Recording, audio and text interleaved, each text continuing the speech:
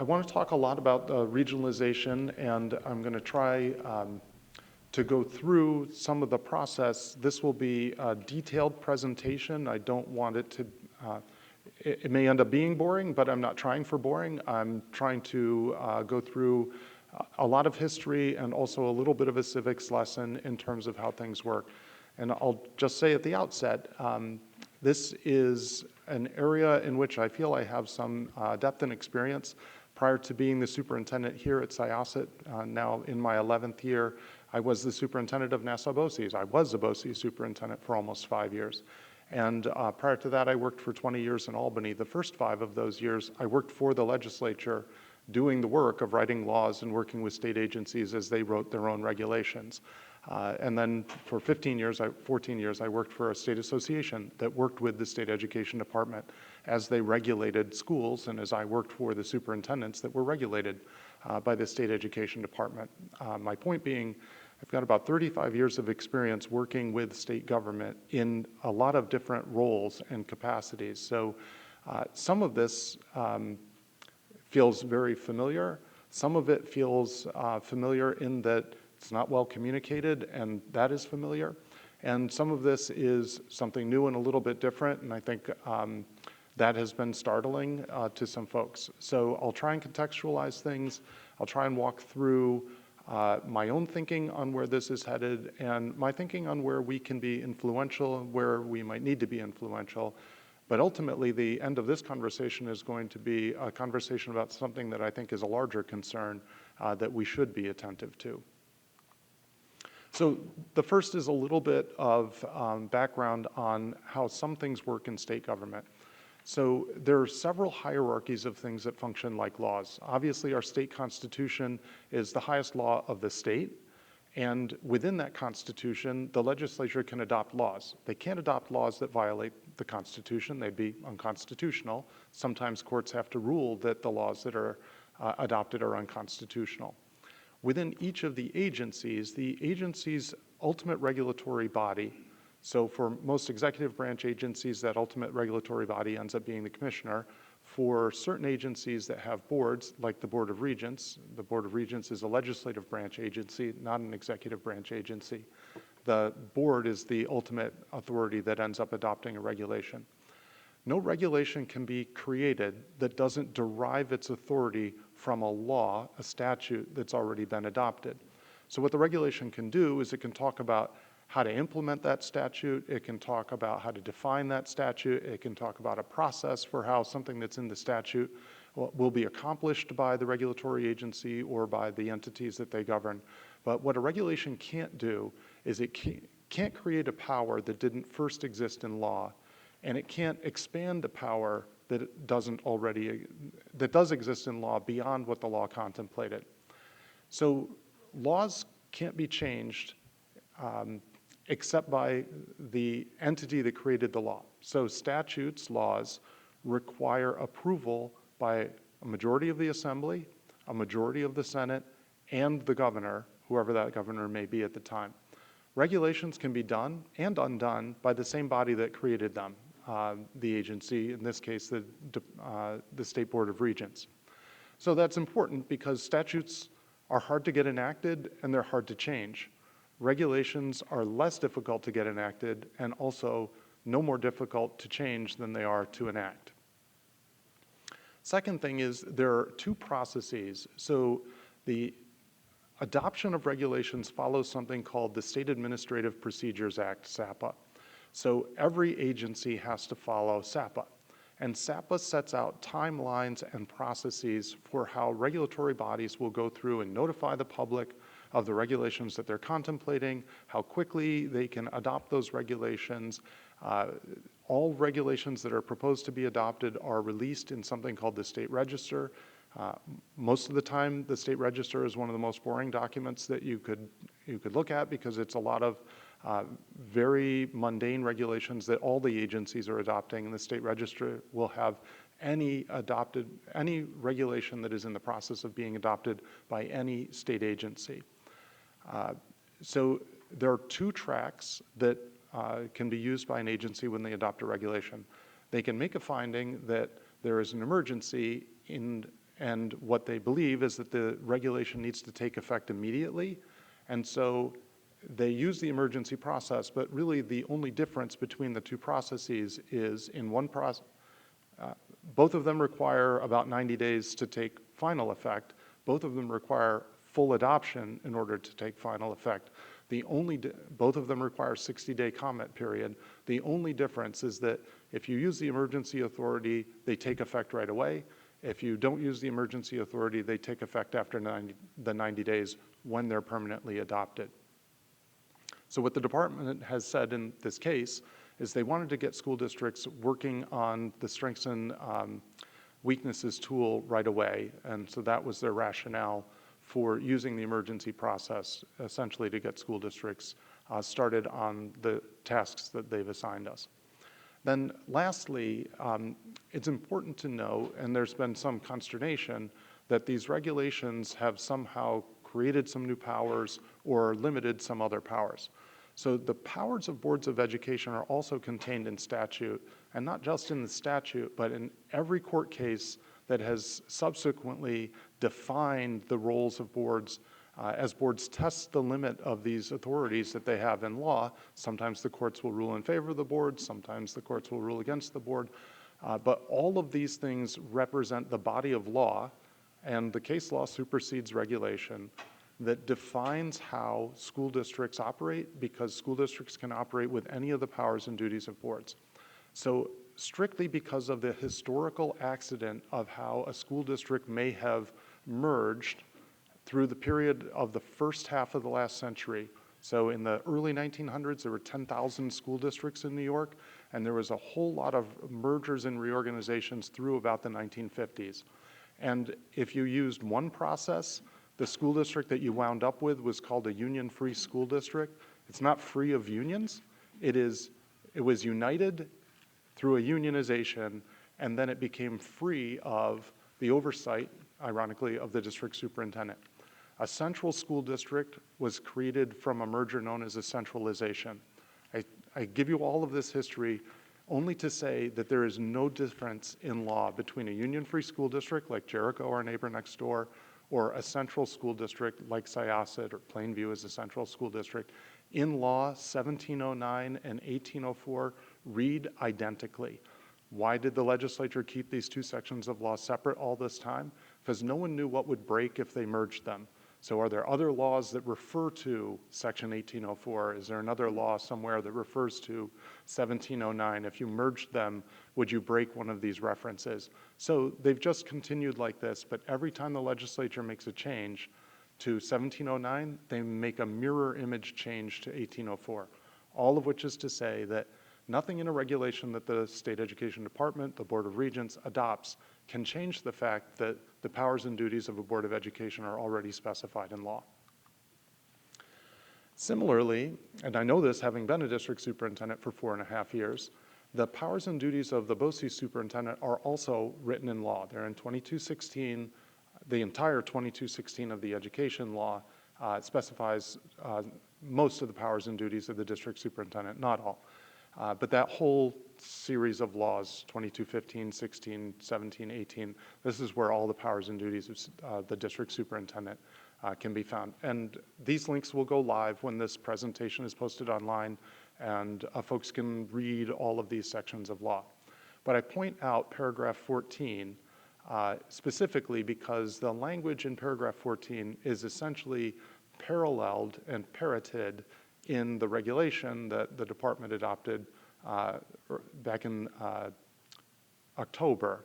And it doesn't create a new power, it just restates the power that already exists in law to make investigations, make reports to the Commissioner of Education on any matter, or act as the Commissioner shall request from time to time. So as the BOCES superintendent, I did do investigations in component school districts in Nassau County on behalf of the Commissioner at that time. That power, that duty already exists in law. But in the end, all one can do, all the BOCES superintendent can do with that investigation is give it back to the Commissioner, and then the Commissioner decides what to do or not to do with that investigation. So ultimately, The power doesn't rest with the BOCES superintendent. The power to do the investigation on behalf of the commissioner rests with the BOCES superintendent, but the commissioner always had the power to do an investigation in the first place. My point is, it doesn't create any new authority for the district superintendent. Another point is, there's no way that the regulation can create the context where the state would be able to force mergers on school districts because, again, the process for doing a merger is controlled by law, and law supersedes regulation. So the process for mergers is in 2218 of the education law, and it requires 6 votes total before a merger can occur. Both boards of education of the, let's say it's 2 districts that want to merge, sometimes it's more than 2, but both boards have to vote for it, and then both communities have to vote for it not once, but twice. So the boards vote for the merger first time, and it's called a straw poll, and if both communities vote in favor of the straw poll, then the Commissioner of Education will allow a study to occur where the reorganization, the merger, is studied. Then after the study occurs, the study is presented to the public, and then both communities have to vote again, having seen the results of the study, and they both have to vote yes. Even if one votes yes, if the other votes no, it doesn't go through. All of which is to say, there's nothing in the regulation that can compel mergers between school districts. That process takes a long time. It has a lot of steps in the process, and in the end, the local school district is the one that's in control. And then ultimately, on this particular regulation that is proven worrisome, the state ed department has said in writing that school districts will not have to pursue activities that they don't agree to. Now, folks are reading the regulation closely. They found the word compel in there. I found the word compel in there as well. And that's the one word in there that I think is completely discordant with what their stated messaging has been all along. And I think they have an obligation to go back and harmonize the language of the regulation with what their messaging is. But in a practical sense, if you're looking for enforcement, their ability to enforce is no more powerful than the commissioner's enforcement powers, which are in 306 of the education law. And there's a whole series of court cases that have subsequently defined and limited the power of the commissioner to act under Section 306 of the education law. So if the department has put in writing how they intend to operate, the same courts that have looked at other cases like this over the years and defined where the commissioner's powers are would see that the department has repeatedly in writing messaged to all the regulated entities, school districts, that they do not have to perform activities that they haven't consented to. And this would be powerful evidence of what the department was trying to do, notwithstanding the letter of their regulation. Nevertheless, today there was a Regents meeting in Albany.